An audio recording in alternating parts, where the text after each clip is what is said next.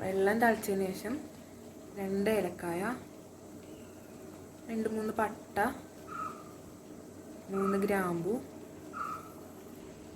കുറച്ച് ഉപ്പിടുക. ഇനി ചോറ് തിളയ്ക്കുമ്പോൾ വേണമെങ്കിൽ കുറച്ചും കൂടി ഉപ്പ് നമുക്ക് ഇട്ട് കൊടുക്കാം.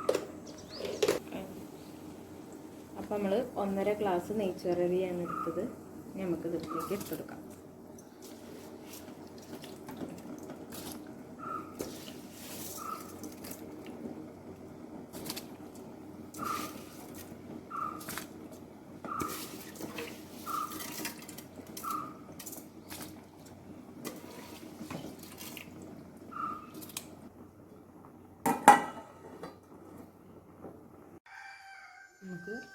നമുക്കിത് വാർക്കാം.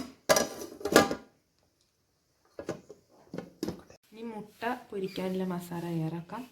അതിലേക്ക് ഒരു 1/2 ടീസ്പൂൺ മഞ്ഞൾപ്പൊടി,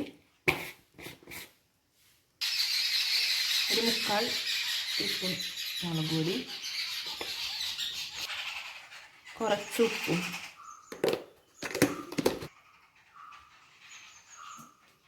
നന്നായി മിക്സ് ചെയ്യാം.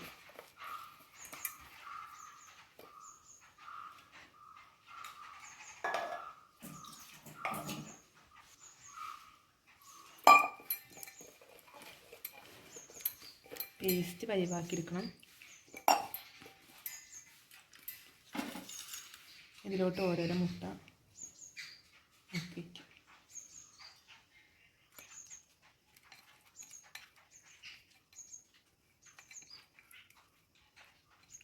അപ്പോൾ നമ്മൾ മുട്ട പൊരിക്കാനായിട്ട് എണ്ണ ഒഴിക്കുകയാണ്.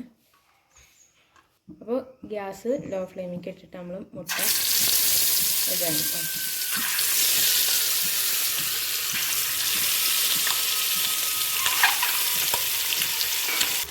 നമ്മൾ മുട്ട പൊരിച്ച് ഇനി നമുക്കത് മാറ്റാം.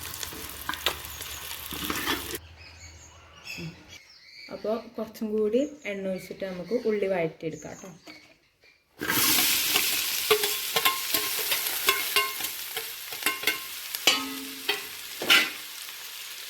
ഉള്ളി വഴറ്റാനായിട്ട് നമ്മൾ കുറച്ച് ഉപ്പ് ഇട്ടെടുക്കണ്ടേ.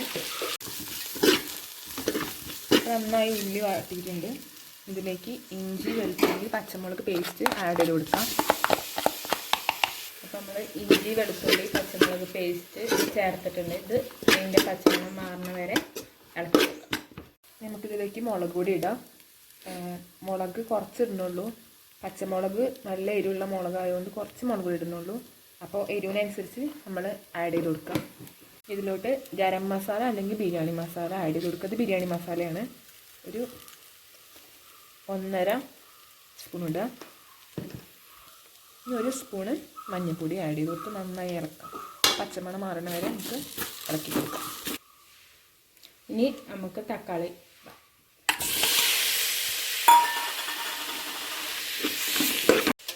2 സ്പൂൺ തൈര് ഒഴിക്കുക. നല്ല പുളിയിലെ തൈരാണെങ്കിൽ കുറച്ച് ഒഴിച്ചാൽ മതി. ഇത് പുളി കുറവായതുകൊണ്ട് ഒരു 2 സ്പൂണൊക്കെ ഒഴിക്കുന്നുണ്ട്. ഉപ്പ് നമുക്ക് കുറച്ച് വെള്ളം ഒഴിക്കാം. കുറച്ച് കറിവേപ്പില, നമുക്ക് കുറച്ച് മല്ലിച്ചപ്പും പുതിനയും ചേർക്കാം. 1 മുട്ട ചിക്കിയിലേക്ക് ഇടാം. പിന്നെ ബാക്കിയുള്ള 3 മുട്ട ആഡ് ചെയ്ത് നന്നായി ഇളക്കുക. ഇനി വേവിച്ച അരി ഇതിലേക്ക് ഇട്ട് കൊടുക്കാം.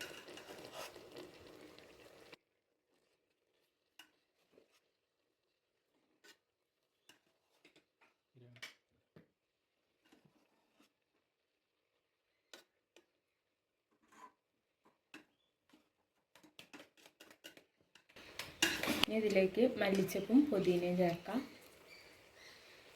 ഇനി കുറച്ച് ബിരിയാണി മസാലയും ചേർക്കാം.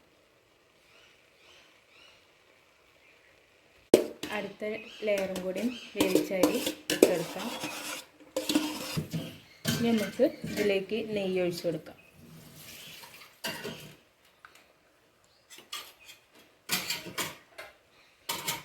ഇത് ലോ ഫ്ലെയിമിൽ ഒരു 10 മിനിറ്റ് അടച്ചു വയ്ക്കാം.